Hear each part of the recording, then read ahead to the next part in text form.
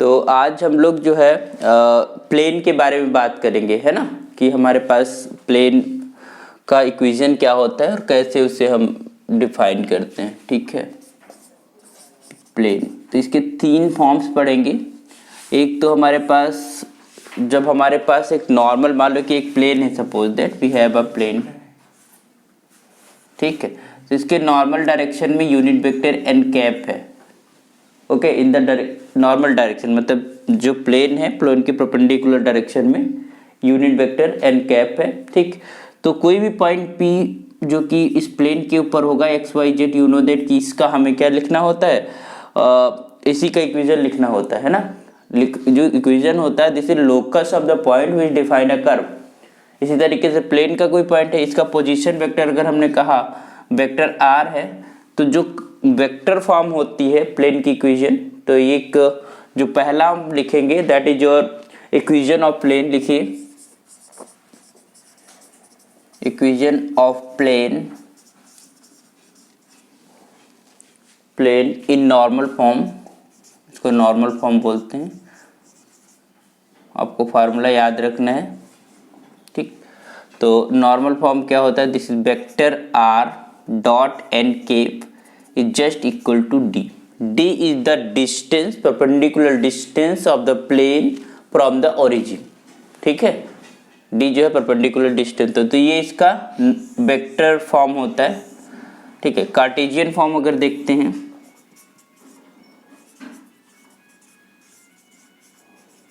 ठीक है, Cartesian form तुम्हारे पास सिंपली, अगर हमें इसकी डायरेक्शन में क्या पता हो, डायरेक्शन को साइंस किसकी डायरेक्शन में वेक्टर आर, तो यू नो दैट कि कैसे लिखा जाता है, एक्स आई के प्लस वाई जे के प्लस जेड के। और अगर हमारे पास let l m and n are direction cosines in direction of unit vector n cap, है ना। तो अगर हमें इसको लिखना है n कैप को, तो you can just write here this is L I cap plus M J cap और प्लस एन के केप। और clearly because L M N are direction cosines, तो इनका L square plus M square plus N square क्या होगा, 1 होगा। तो इसका अगर हम मैग्नीट्यूड निकालेंगे तो 1 आएगा।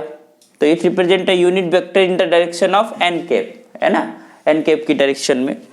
तो हम अगर इसका सिंपली डॉट प्रोडक्ट ले लें, तो this is vector r dot of vector n cap is just equal to D.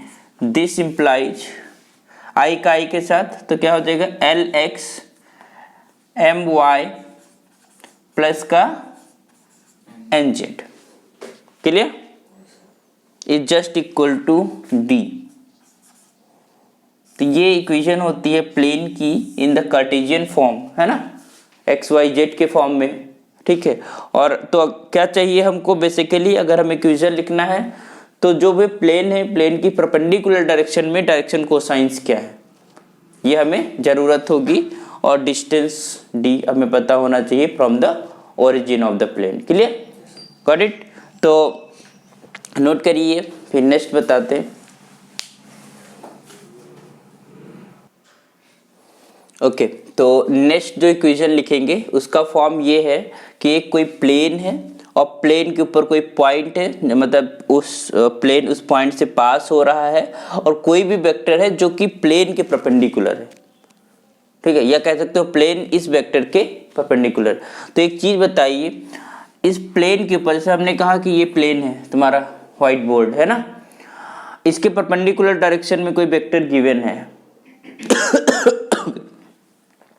अभी यहाँ यूनिट वेक्टर, नॉर्मल वेक्टर की बात नहीं हो रही है, वहां पर तो यूनिट वेक्टर था, तो डायरेक्शन को साइंस हमें पता था। यहाँ पर एक वेक्टर गिवन है, ठीक है, उसकी डायरेक्शन को साइंस क्या है वो निकालना पड़ेगा हमको, है ना।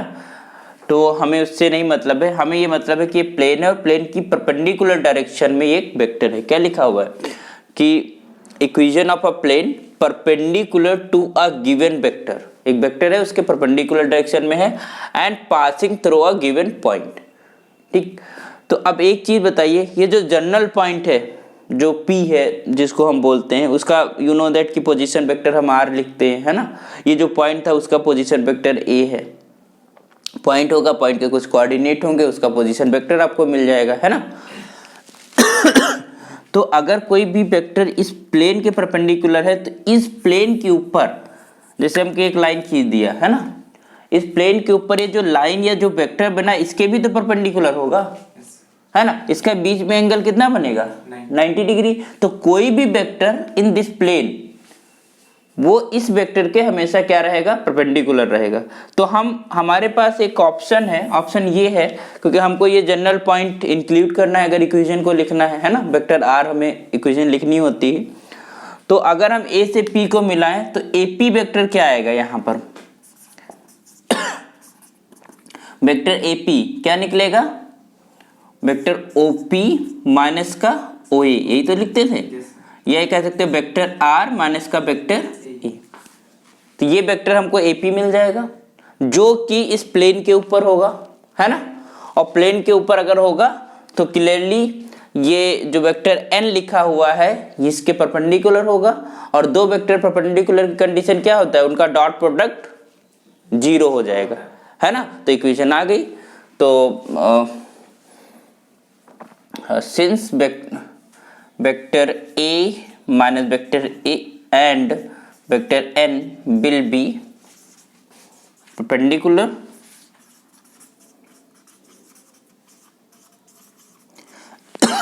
this implies equation of plane is just equal to vector r minus का vector a dot n is just equal to 0। ये इक्वेशन हो गई जब हमारे पास प्लेन किसी एक वेक्टर के परपेंडिकुलर है, ठीक है। ओके, इसका कार्टेशियन फॉर्म अगर लिखना है तो यू कैन राइट क्लियरली। तो कार्टेशियन फॉर्म कैसे लिखेंगे,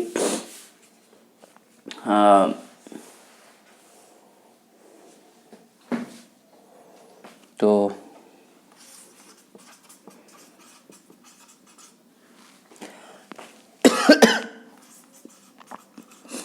क्लियर। तो जो हमारे पास पॉइंट है उसको आप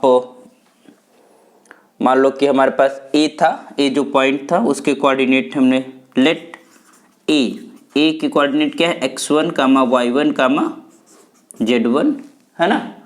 एंड जो वेक्टर है जिसके परपेंडिकुलर या वेक्टर n जिसे बोलते हैं वो हमने मान ले ए आई केप प्लस का बी जे केप प्लस का सी के केप, ये तो होगा ना तुम्हारे पास गिवन।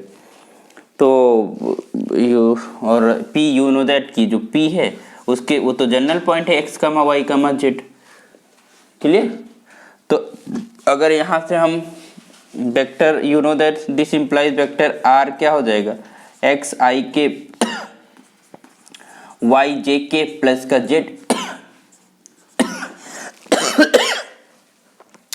z के कैप, ठीक है। और यहाँ से वेक्टर a अगर हम लिखेंगे, यहाँ से वेक्टर a लिखेंगे तो वो क्या हो जाएगा x1 i cap plus y1 j cap और प्लस z1 के केप। तो अगर हम बात करें वेक्टर r, यहाँ पर बताइए vector r is minus vector a, तो ये क्या हो जाएगा तुम्हारे पास बताइए, x minus x1 i cap हो जाएगा,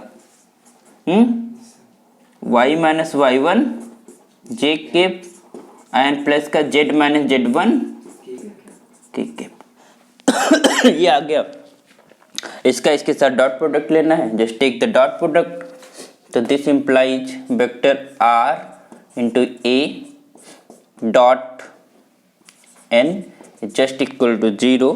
तो this implies a x minus x1 plus का b y minus y1 plus का c z minus z1 just equal to 0। तो ये इक्वेशन है कार्टेशियन, इसको याद रखना है। ये इक्वेशन फॉर्म करनी होगी, हमें इक्वेशंस निकालनी होगी। इक्वेशंस हमारे पास अभी सॉल्व करेंगे। क्लियर, ध्यान रहेगा। तो ये कार्टेशियन फॉर्म, मतलब कार्टेशियन फॉर्म का मतलब एक्स वाई जेड के अंदर इक्वेशन, ठीक। और अगर वेक्टर फॉर्म, इसका मतलब वेक्टर के फॉर्म में इक्वेशन, पोजीशन वेक्टर्स दिए हुए हैं किसी भी जनरल पॉइंट का, वो पोजीशन वेक्टर क्या है, आर है। क्लियर, ओके, नोट डाउन करिए। तो नेक्स्ट एक और कंडीशन बताएंगे। ओके, नेक्स्ट जो फॉर्म है इक्वेशन का, that is the equation of plane passing through 3 non collinear points, है ना।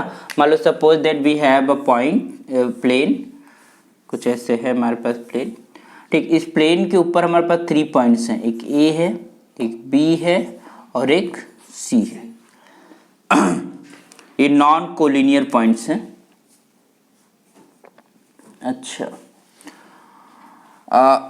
ए का position vector, if O is here, तो we just know this position vector of A is vector A, B का position vector हमने माना that is your vector B, और C का position vector है स्मॉल वेक्टर C, ठीक। P तो कोई जनरल पॉइंट है जिसमें इक्वेशन लिखी जाती है x, y, z, इसका पोजीशन वेक्टर हमारे पास मान लिए वेक्टर R है, ठीक। तो इस इक्वेशन, इस प्लेन की हमें इक्वेशन को लिखना है, तो इसके लिए आप फार्मूला लिख लीजिए, vector R minus vector A dot vector v minus vector a का cross product with vector c minus vector a is just equal to 0। जब हम देखिए b माइनस ए मतलब ए बी वेक्टर आ गया, ए बी वेक्टर जब निकालने जाओगे तो क्या आ जाएगा, इसके नीचे क्या लिखा है, कहाँ पर, ये नहीं ए के ऊपर, ए के नीचे यहाँ वेक्टर आर है, ये इसका पोजीशन वेक्टर है, ये सारी पोजीशन वेक्टर्स हैं, है ना। अगर हम ए बी बात करें तो ए बी वेक्टर क्या हो जाएगा बताइए, ओ बी माइनस का ओ ए, यही तो होगा, that is equal to b minus a. समझ लीजिए कि फार्मूला आया कैसे, है ना। तो ये वेक्टर बी माइनस ए, ठीक। अब हमारे पास अगर हम ए सी की बात करें, वो ए सी दिस वेक्टर, तो ए सी वेक्टर क्या हो जाएगा, वेक्टर सी एंड माइनस का वेक्टर ए तो होगा, position vector of c minus position vector of a. अच्छा, अब एक ध्यान दीजिए, अगर हम इन दो वेक्टर्स का क्रॉस प्रोडक्ट लेते हैं, we will take cross product of two vectors, ठीक है। तो जो वेक्टर हमारे पास ये vector, you can just say if you are just taking the cross product of a B cross a c, तो ये जो भी वेक्टर आएगा वो वेक्टर इन दो वेक्टर्स के परपेंडिकुलर डायरेक्शन में होगा। यू नो दैट कि क्रॉस प्रोडक्ट जो होता है, अगर हम ए क्रॉस बी निकाल रहे हैं तो ये जो वेक्टर आएगा that is perpendicular to vector A as well as perpendicular to vector B, दोनों वेक्टर के परपेंडिकुलर डायरेक्शन में होता है, पता है ना। क्रॉस प्रोडक्ट ऐसे निकालते हैं ना, तो ये जो अंगूठा होता है that is your perpendicular direction, है ना। अगर हम इस तरीके से मोड़ते हैं तो अंदर तो मतलब डायरेक्शन जो है परपेंडिकुलर ही रहती है, नेगेटिव पॉजिटिव हो सकता है, दैट इज मैटर नहीं करता यहाँ पर, ठीक है। तो ये जो वेक्टर आएगा इन दोनों का क्रॉस प्रोडक्ट का, वो एक वेक्टर परपेंडिकुलर डायरेक्शन में होगा, ठीक। किसके, प्लेन के।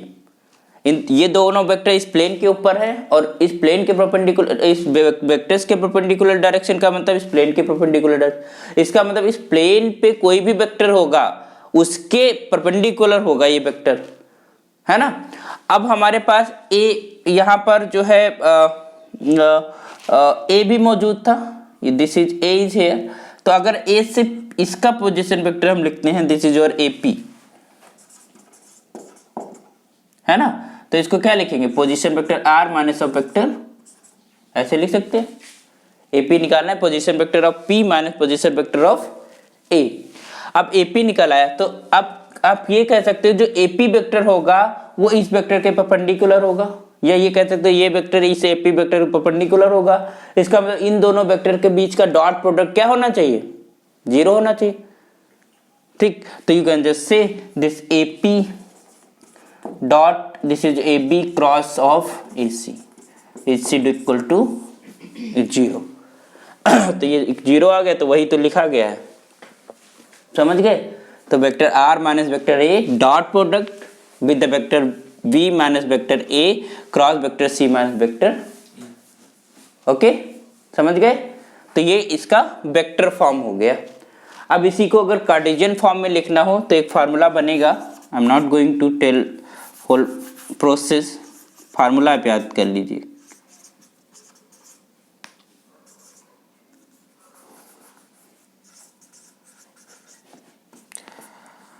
तो क्लियरली अगर 3 पॉइंट्स हैं तो ए के कोऑर्डिनेट्स हमने कहा कि x1 y1 और z1 है, बी के कोऑर्डिनेट्स हमने कहा x2 y2 और z2 है, और सी के कोऑर्डिनेट क्या है x3 y3 z3। तो जो प्लेन का इक्वेशन लिखा जाता है वो इस फॉर्म में आ जाएगा, क्योंकि यहाँ पर क्रॉस प्रोडक्ट यूज हुआ है ना, तो ये डिटर्मिनेंट के फॉर्म में आ जाएगा। क्या होता है डिटर्मिनेंट में, z minus x minus x1, it will be same, it will be x minus x1 and y minus y1 and z minus z1। फिर सेकंड x2 माइनस x1 है ना, b माइनस a कर रहे हैं ना, तो क्या हो जाएगा x2 minus x1 y2 minus y1 और z2 माइनस z1। याद करना बहुत इजी है। और नेक्स्ट हो जाएगा last one x3 c minus a है ना, तो क्या हो जाएगा x3 माइनस x1 और y3 minus y1 and z3 minus z1 is just equal to 0। ये डिटरमिनेंट आपको कैलकुलेट करना होगा, तो एक्स वाई जेड के अंदर एक इक्वेशन फॉर्म हो जाएगी, that equation will be the equation of plane. Clear. तो ये नोट कर लीजिए, ये 3 जो है बेसिक फार्मूला है किसके लिए, प्लेन की इक्वेशन लिखने के लिए, है ना, फंडामेंटल है। इसके बाद और भी हम इंटरसेक्शन फॉर्म बहुत सारी चीज़ें आगे कराएंगे नेक्स्ट में, ये नोट कर लीजिए। फिर इसके ऊपर हम कुछ प्रॉब्लम्स करते हैं, ठीक, करो। क्या हुआ, अच्छा समझ नहीं आया, समझ में तो आ गया। ठंडी लग रही है?